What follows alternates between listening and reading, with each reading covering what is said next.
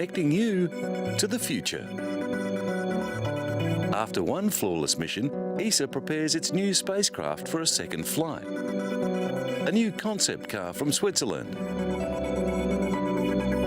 And trouble in Antarctica, and moves towards emissions reform.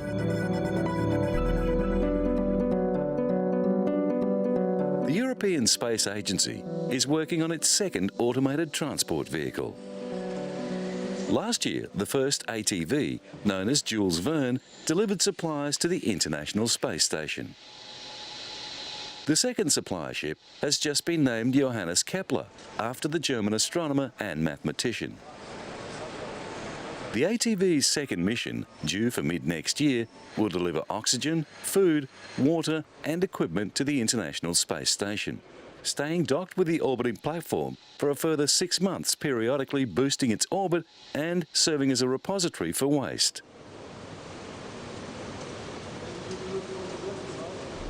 Like the Jules Verne before it, the Johannes Kepler will then be jettisoned to burn in the atmosphere over the Pacific Ocean. The ATV is around 10 metres long, with a dry weight in excess of 10 metric tonnes, and it docks automatically with the space station.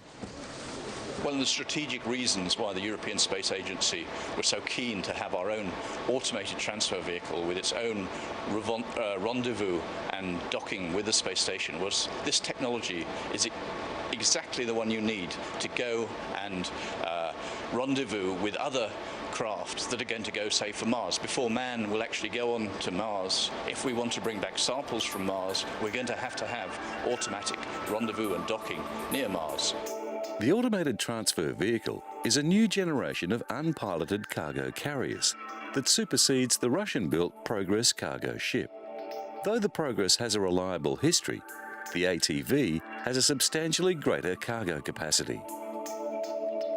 The craft is designed to dock with the space station's Russian Zvezda module, which is fitted with an array of retroreflectors that work in conjunction with the ATV's laser-guided docking system. At a distance of 249 metres, the ATV slows to 7 centimetres per second, and it begins to emit pulsed laser beams, which are passively reflected by the retroreflectors. At any stage, the crew on the ISS can override the automated docking procedure. For people who stay 7 months in orbit, any visit by crew or by resupply ship is like entertainment psychologically to divert from the regular routine work every day. Because the space station's orbit is in gradual decay, it needs regular boosting to maintain its altitude. While the ATV remains docked with the ISS, it will carry out regular engine burns. There are at least 7 ATV missions scheduled.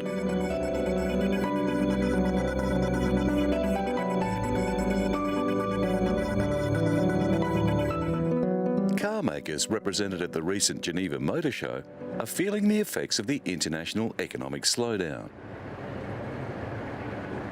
Industry watchers pay close attention to this show.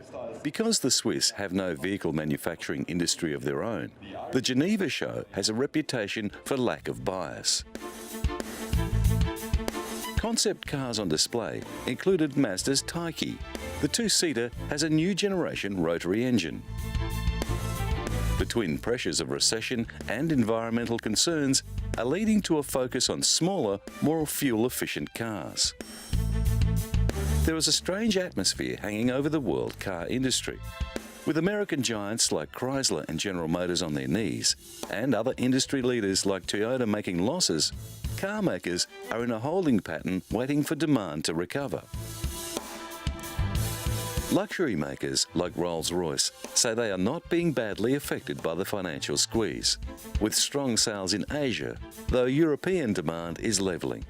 The Phantom Coupe is the third new model from Rolls-Royce since the BMW Group took control of the company. In 2005, the Bugatti Veyron was introduced as the world's fastest production car. It's also one of the most expensive. Although there is no Swiss car manufacturing industry, the Rinspeed company has specialised in vehicle modification and in imaginative concept vehicles. The iChange is billed as the first car whose body adapts to the number of passengers on board. At the push of a button, the single-seater Sports transforms into a comfortable car with ample room for three. It's lightweight and energy efficient, but it's also radically different. There's no key. It's replaced by an Apple iPhone, which also controls the most important vehicle functions. At its heart is the next generation Harman Kardon infotainment system. The system uses Intel processor technology that guarantees minimum power, and the same is true for the audio system.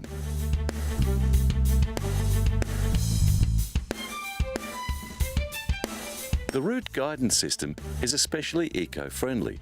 It calculates the most fuel-efficient route and displays the directions in an easy-to-read 3D view. Rinspeed believes that the days of heavy fuel-hungry cars are coming to an end, and the iChange reflects this idea. The teardrop-shaped car does not have doors, combining structural integrity with light weight. Access is via the tilting canopy. Its electric motor draws power from lithium-ion batteries, available in short and long-distance configurations.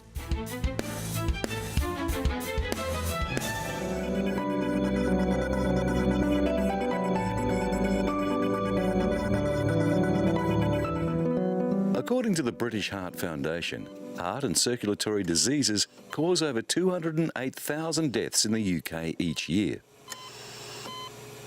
The arteries that supply the heart with blood can become severely narrowed, and if a blockage occurs, a heart attack results, which can cause death or serious injury. Now, early diagnosis of coronary artery problems, combined with a relatively non-invasive surgical technique known as angioplasty, is saving lives. The artery is opened up more effectively, restoring the blood flow to the heart muscle more effectively.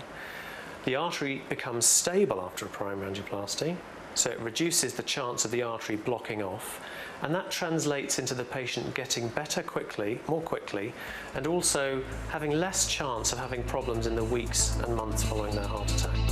Currently in Britain, the most common treatment for heart attacks is thrombolysis, the injection of drugs to combat clots.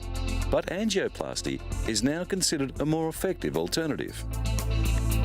The primary angioplasty procedure involves inserting a tube into the heart via the vein in the top of the leg. When in position, a small balloon is inflated to widen the artery, and a tubular mesh structure is inserted to hold it open. The artery becomes stable, so it reduces the chance of becoming blocked again. And this substance could prove invaluable in repairing brain injury. People suffering from Parkinson's disease or strokes could benefit from the promising research that repairs neural pathways in the brain. What we've engineered is a new type of material, which is what we call a smart material, which is a liquid at room temperature, but we can inject it into the body or in the brain, and it will solidify and turn into a solid material at 37 degrees. The biodegradable polymer acts like a scaffold, and researchers say that it can support the growth of new brain cells. It integrates with the brain tissue.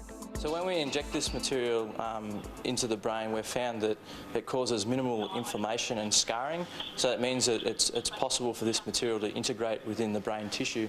And that's really important when you're trying to treat Parkinson's disease, so that you can try to get these nerves to regrow from one part of the brain to another. The team used existing polymer-based biodegradable fibres, 100 times smaller than a human hair, and re-engineered them to create a unique 3D scaffold. It is made from a seed, and scientists say that because it's naturally derived material, it's one of the reasons it is non-toxic to brain tissue.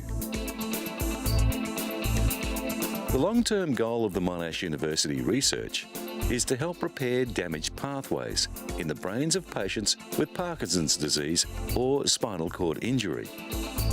These kinds of brain disorders lead to a loss of contact between the lower parts and the middle of the brain.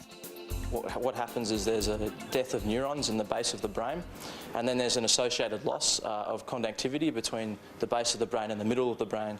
So potentially, if we could develop a scaffolding material that could encourage nerves to grow across that distance, we could treat some of the symptoms of Parkinson's disease. When the nervous system is damaged, extensive inflammation results, which leads to the removal of tissue debris. But it also leads to scarring that impedes the regrowth of healthy nerve cells. By providing a guidance channel, the new scaffold material could encourage nerves to regenerate across the physical barriers presented by scarring within the brain or spinal cord. The development of the material is still in its early stages.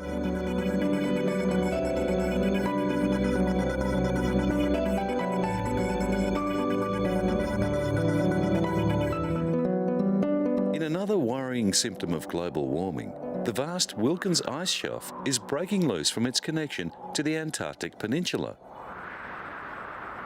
Around the world, weather incidents are becoming more extreme. In some places, flooding is more frequent, and long-held records are being broken and broken again. Many of the now visible effects of global warming are consistent with earlier predictions, but it is difficult to know at what rate changes will continue to unfold. Estimates about the degree of planetary warming vary, but the extra heat means higher rates of evaporation, and the increased levels of water vapour in the atmosphere mean more extreme rain events and floods. The Intergovernmental Panel on Climate Change's most recent assessment says that the average global temperature will continue to rise. However, the extent and duration of this rise and the severity of its consequences depend on how quickly and how effectively emissions of greenhouse gases can be restricted and, over time, reduced.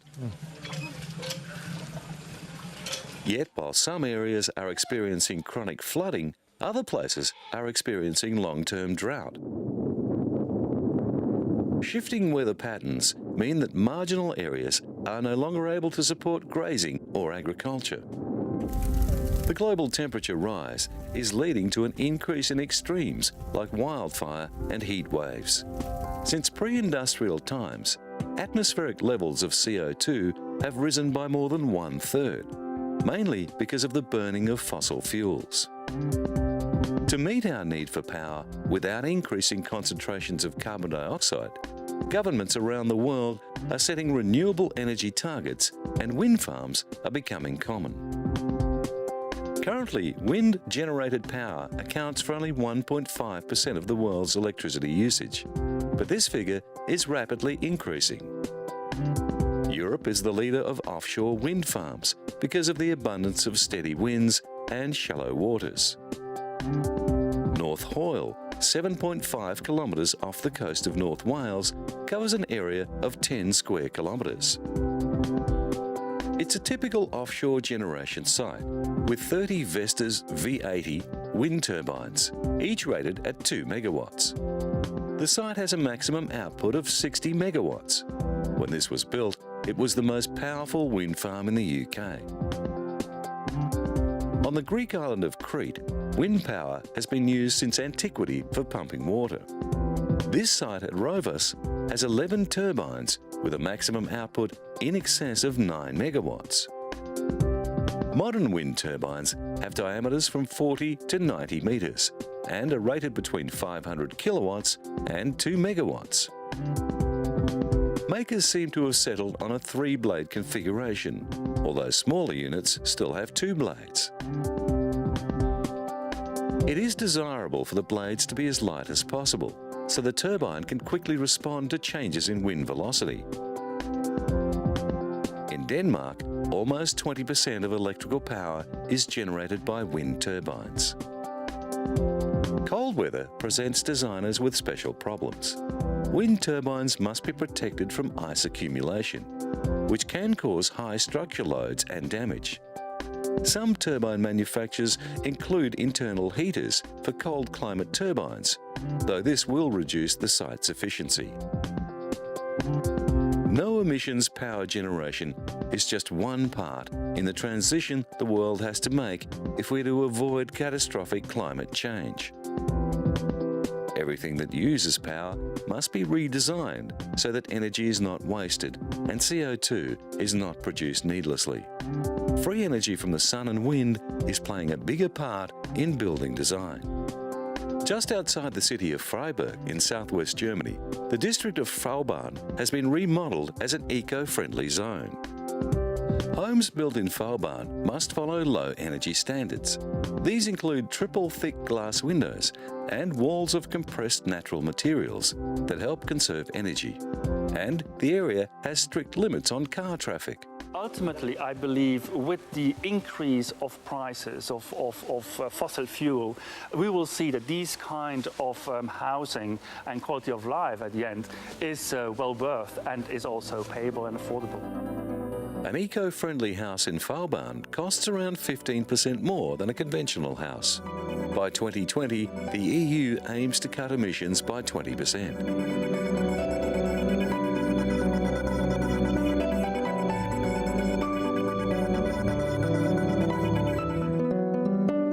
Motec Medical in the Netherlands has developed a virtual body double, which could prove to be an invaluable tool to fitness fanatics or patients trying to regain movement.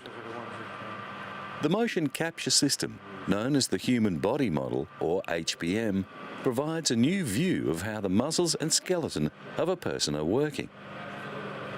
The system collects two sets of data. The first data stream is provided by a set of cameras positioned around the installation. They register the position of reflective dots fixed to the clothing. Each camera has a ring light surrounding its lens. This light reflects off the dots and directly back to the camera. The second set of information comes from a special standing platform that moves in vertical and horizontal positions.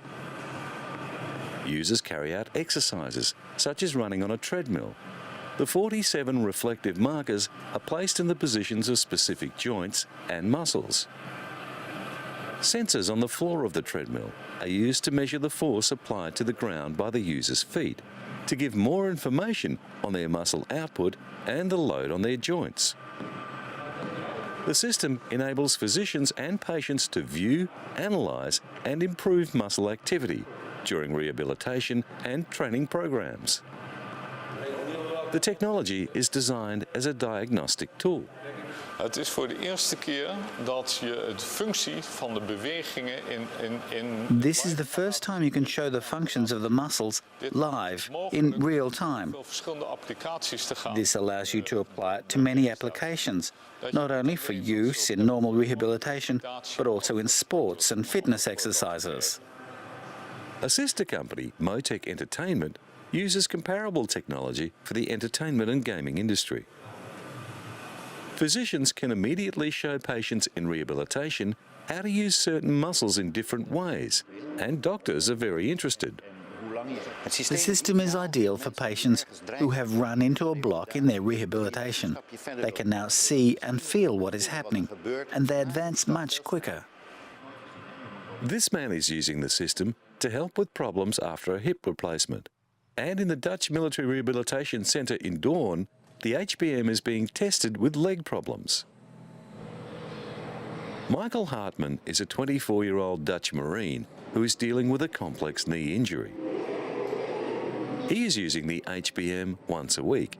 His 6-month-long treatment began 3 months ago.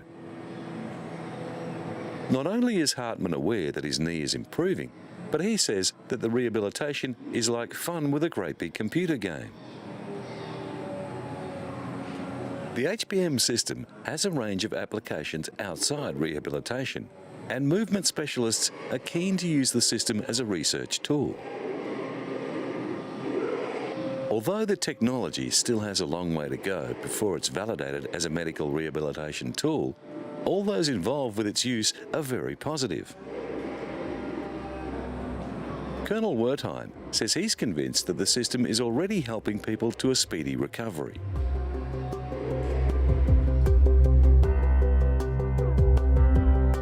And And in Sweden, neuroscientists are using virtual body doubles to explore psychological aspects of the way we see ourselves. The outputs from stereo cameras on one person's head are fed to the virtual reality goggles on a partner's head. We're interested in knowing how we come to experience that we own our body. And to do that, we have taken a classical approach in psychology. We study perceptual illusions. And by studying these illusions, we learn more about normal perception. In the next experiment, fingers on the subject's left hand have an electrolytic gel applied and electrodes attached. Then the headset is put back on, and the dual cameras feeding it are placed on a mannequin.